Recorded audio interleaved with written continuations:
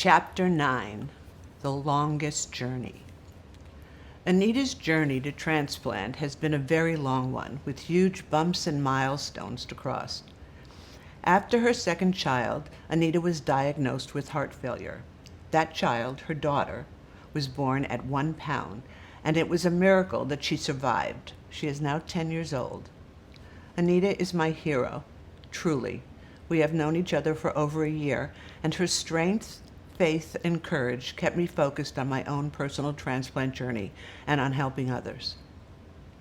Anita was in and out of hospitals in Texas, knowing that one day transplant might be necessary.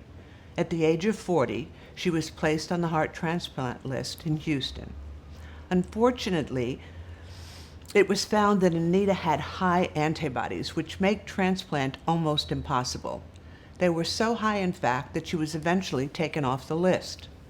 She had two choices: wait to die or go to Cedars-Sinai Medical Center in California, where they have the most advanced antibody procedures. Again, I must remind you that I am not a medical professional, and any errors I make in telling this story I can blame on my anti-rejection drugs, which I take twice a day. That was a joke. I guess you realize that. Anyway, Anita was accepted at Cedars and made aware, like all transplant patients, that she needed housing nearby post-transplant. She had been ill for quite a while, so the family and friends fundraisers had tapered off. She had told her mom to go on the internet and find someone to help. I learned later on that her mom had contacted 15 charities, and Ava's Heart was the only one to call back.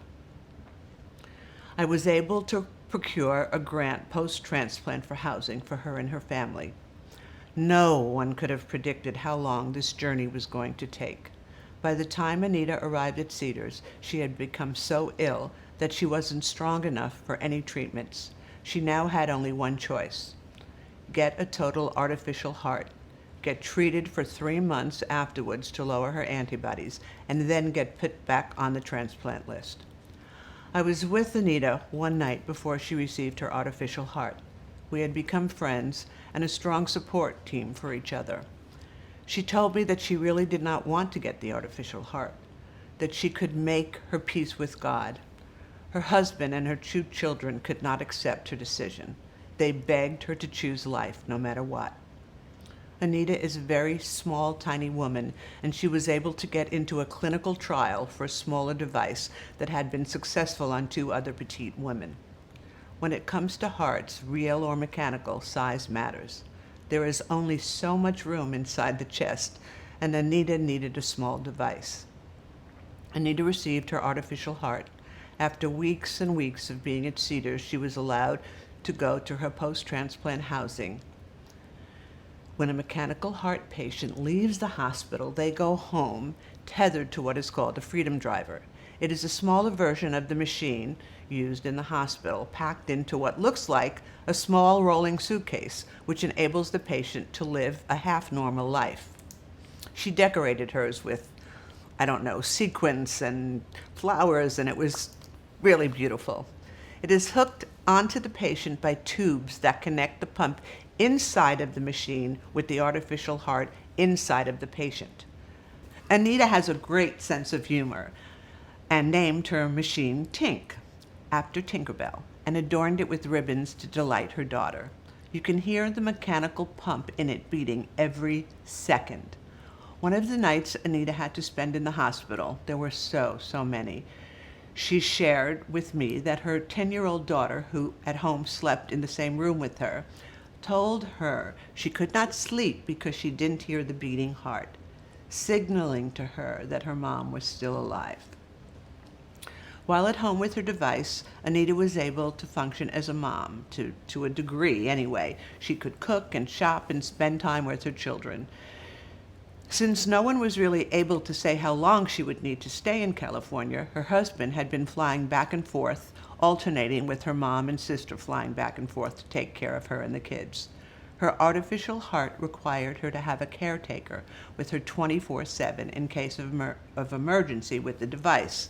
It takes a village. As this arrangement began to become unworkable, the family decided to relocate to California. Anita, her 2 children, her mom, and her sister moved, while her husband still flew back and forth to Texas to continue working. It was and is amazing. The children enrolled in a new school, and Anita went to her clinic appointments. This family has so much faith and so much love for each other. It is a gift to be a part of their emotional growth, and mine as well. No one could have known that she would be living with a total artificial heart. She was not out of the woods, and she was still not on the heart transplant list.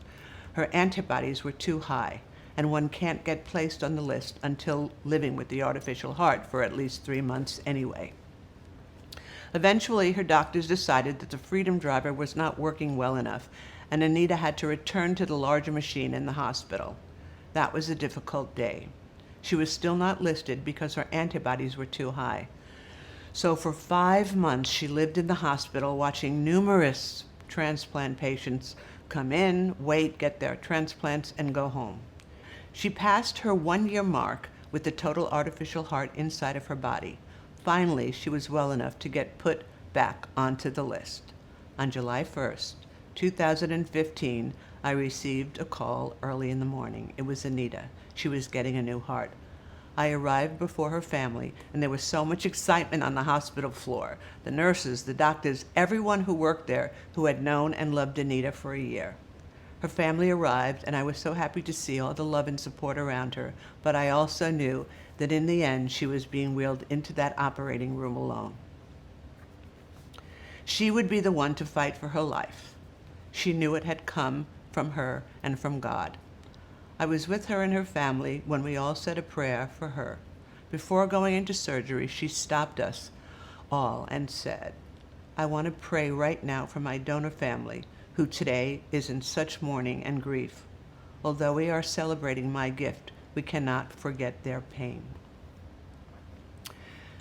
As of this writing, Anita has had her new heart for almost 2 weeks. She is in the ICU getting the best possible care. Her journey continues, as do all the prayers from everywhere and everyone who has been touched by her story. I just want to say a thank you to her for inspiring me, for taking the time out of her day to ask me how I'm doing. Anita has a quiet inner strength that I can't describe, and it moves me. I cannot look at her like I can most patients and say, "I know how you're feeling." I have not walked in her shoes. I never had an artificial heart. Being included in her journey has helped me to keep my dream alive and continue my path to be able to help every transplant patient in the United States. It has been fascinating to watch the effects transplant has on the family members and friends. Every transplant journey has its outstanding heroes. I want to share very briefly with you what I observed with Anita's son, who was 14 when I met him and is now 15. When I first met him, he was a shy teenage boy. He was very sweet, yet did not talk much, which under the circumstances was and is totally normal. I have been involved with this family for over a year now, and I have watched this young man move from Texas to California, go to a new school, care for his 10-year-old sister like she is a precious doll. In this year, he has matured into a very wise, very brave young man, and the love he has for his family has given him strength and courage beyond belief. His dad shared with me that he has become his rock and his best friend. They are a team. There are no words in my mind or my heart that can truly say how I have grown to respect and love this young man. This family has been through more than their share of hardships. Watching them grow together as a strong team and watching this 15-year-old boy has been a true blessing.